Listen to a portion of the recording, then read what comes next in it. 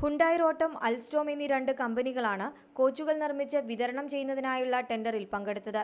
ദക്ഷിണ കൊറിയൻ കമ്പനിയായ ഹുണ്ടായ് റോട്ടമാണ് ഡൽഹി മെട്രോയ്ക്കും ഹൈദരാബാദ് മെട്രോയ്ക്കും കോച്ചുകൾ നിർമ്മിച്ചു നൽകിയത്.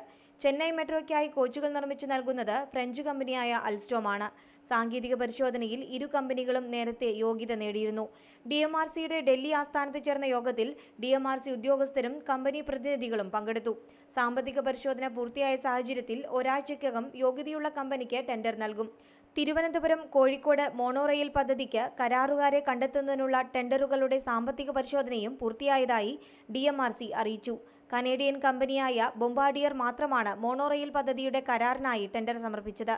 അതിനാൽ ഇപ്പോൾ വിളിച്ച ടെൻഡർ റദ്ദാക്കാനുള്ള സാധ്യത നിലനിൽക്കുന്നു. ഒരു കമ്പനി മാത്രം പങ്കെടുത്തുവെന്ന കാരണത്താൽ കൊച്ചി മെട്രോ കോച്ചുകൾക്കായി ആദ്യം വിളിച്ച ടെൻഡർ റദ്ദാക്കിയിരുന്നു. TV news, Delhi.